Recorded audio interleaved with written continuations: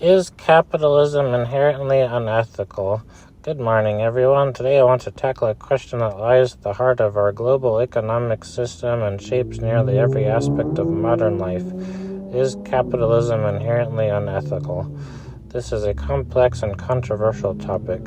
Capitalism has undeniably brought innovation, economic growth, and improved living standards to many parts of the world. It is also criticized for perpetuating inequality, environmental destruction, and exploitation. In this speech, I will explore both sides of the argument, examine the ethical dilemmas inherent in capitalism, and offer a perspective on whether it can be reformed to align with moral principles. What is capitalism? To begin, let's define capitalism. Capitalism is an economic system based on private ownership of the means of production and the pursuit of profit. It operates on principles of free markets, competition, and supply and demand.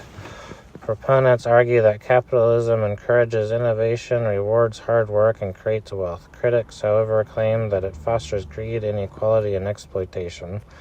The case for capitalism's ethical merits: freedom and choice. Capitalism allows individuals to make their own economic choices. People can start businesses, choose careers, and spend their money as they see fit.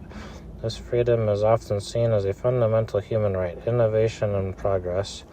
Competition drives innovation. Many of the technological advancements we enjoy today, smartphones, medical breakthroughs, renewable energy technologies, were developed in capitalist economies. By incentivizing creativity, capitalism can improve living standards and solve pressing global problems. Wealth creation. Capitalism has lifted millions out of poverty. Countries that embrace market economies tend to have higher GDPs and better overall living conditions.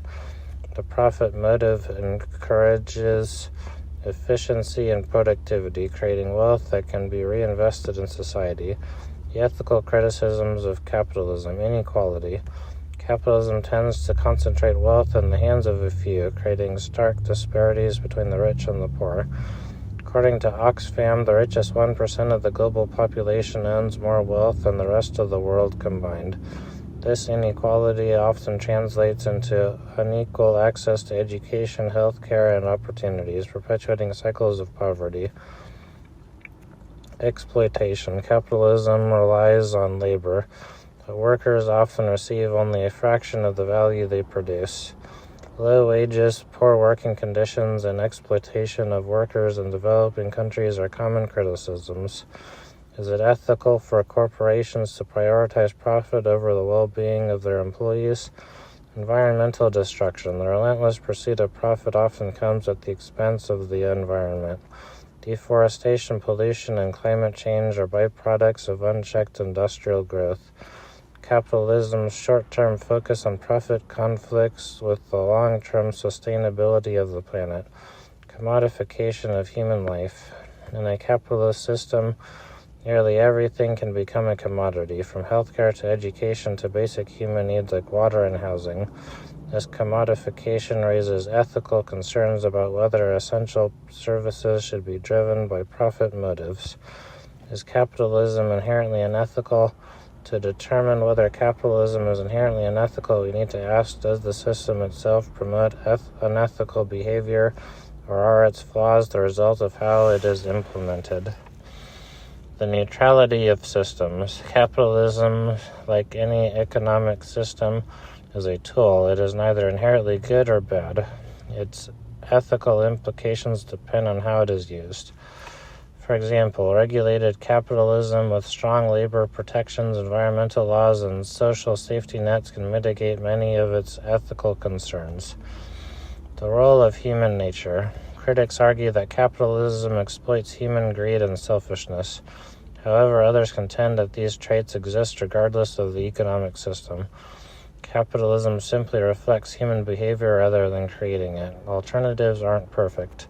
Socialism and communism, often proposed as alternatives, have their own ethical dilemmas, including potential restrictions on freedom and inefficiencies that can harm overall well-being. The question is not whether capitalism is perfect, but whether it can be improved to address its ethical shortcomings. Can capitalism be reformed? Regulation and oversight. Governments can impose regulations to ensure fair wages, prevent exploitation, and protect the environment. Examples include minimum wage laws, antitrust regulations, and carbon taxes.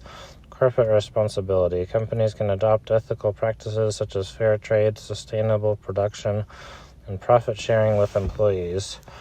Socially responsible investing is on the rise, encouraging businesses to prioritize ethics alongside profits, emphasizing shared value. Economist Michael Porter advocates for a shared value approach, where businesses address social issues in ways that enhance their competitiveness. For example, a company that invests in renewable energy not only helps the planet but also reduces its long-term costs. A vision for ethical capitalism. Imagine a version of capitalism that ensures fair wages and working conditions for all employees, prioritizes sustainability and minimizes environmental harm, reduces inequality through progressive taxation and social programs, balances profit motives with the greater good of society. This is not an impossible dream. Countries like Sweden and Denmark have embraced social democracy, combining capitalist economies with strong social welfare systems to create more equitable and ethical societies. Conclusion. So is capitalism inherently unethical? The answer depends on how we define and implement it. Capitalism has the potential to drive progress and improve lives, but it also has inherent risks, such as inequality and exploitation. These risks do not make capitalism inherently unethical, but they do highlight the need for vigilance, regulation, and reform. Ultimately, the ethics of capitalism lie in our hands. By holding corporations and governments accountable, we can shape an economic system that reflects our values and prioritizes both prosperity and justice. Thank you.